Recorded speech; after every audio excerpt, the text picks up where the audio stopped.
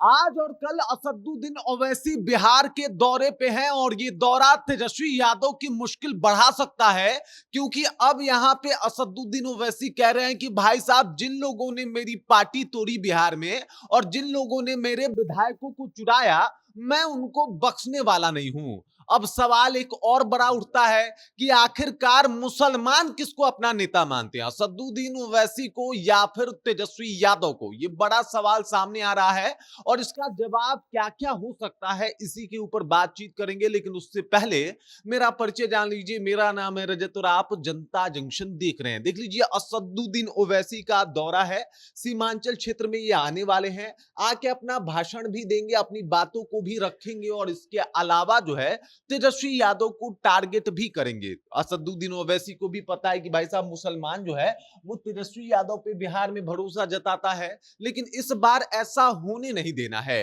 इस बार जो है उनका भरोसा जीतना है और इसी के लिए वो 2 दिवसीय दौरे पे बिहार आ रहे हैं। बिहार में आएंगे, पूरा सीमांचल क्षेत्र भ्रमण करेंगे और उनके मन में होगा कि भाई किसी भी तरीके से जो यहाँ पे रहने वाले मुसलमान हैं, उनको टारगेट किया जा सके और उनका वोट जो है वो अपने पक्ष में किया जा सके। सबको पता है कि असदुद्दीन ओवैसी मुसलमानों के लिए ज्यादा काम करते हैं, मुसलमानों का आवाज बनते हैं, मुसलमानों की आवाज को उठाते भी हैं और इसी वजह से ये जहां-जहां मुस्लिम बहुल क्षेत्र है, वहां पे अपने प्रत्याशी भी उतारते हैं। इसी का परिणाम है कि अररिया, किशनगंज, पूर्णिया, कटिहार, ये जो 4 जिले हैं, यहां पे इनका दबदबा देखने को मिला था 2020 के विधानसभा चुनाव में, जहां पे इनके 5 विधायक जीते थे। वो और बात है कि 4 विधायकों ने पार्टी छोड़ के आरजेडी ज्वाइन कर लिया था और ये बात जो है वो सामने आई थी। लेकिन अभी देख लीजिए, स्थिति ये है कि 4 विधायक के छोड़े जाने के बाद भी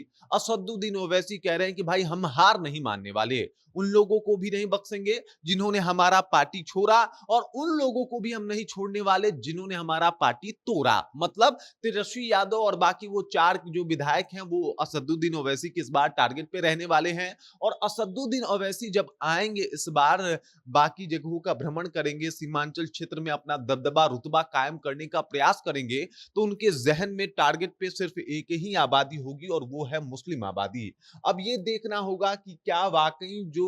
मुसलमानों का आवाज बनता है, मुस्लिम उसके साथ जाते हैं या फिर तेजस्वी यादव के ऊपर अपना भरोसा जताते हैं। मतलब एक बड़ा सवाल आता है कि 17% जहां बिहार में मुसलमान जो है वो आबादी है, लेकिन आप देख लीजिए, मुसलमान का ना अभी हाल फिलहाल में कोई आपको मुख्यमंत्री दिखाई देगा, मुसलमान का मुख्यमंत्री बिहार में बना नहीं है। उसके बाद अगर बात किया जाए तो यहाँ पे आप देख लीजिए, इधर कुछ सालों में जो है उप मुख्यमंत्री भी नहीं बना और 17% आबादी मुस्लिम के पास होने के बाद भी वो एकत्रित नहीं है और इसी का परिणाम है कि मुस्लिम समाज में भी काफी बिखराव है, काफी बदहाली भी कुछ वर्ग जो है वो झेल रहे हैं और इसी को लेके असदुद्दीन ओवैसी जो है उनका आवाज बनने का प्रयास कर रहे हैं। उनको लग रहा है कि भाई साहब, बिहार में आके अपनी अगर बातों को रखूंगा तो शायद जो है बिहार के मुसलमान हमको समझेंगे। इससे पहले 2020 में इसकी सानी देखने को मिली थी, जहां पे उनको पहली बार वो चुनाव लड़े, अच्छे तरीके से ढंग से उतरे और उसके बाद जो है उनको 5 सीटें इसी सीमांचल क्षेत्र में दे दिया जाता है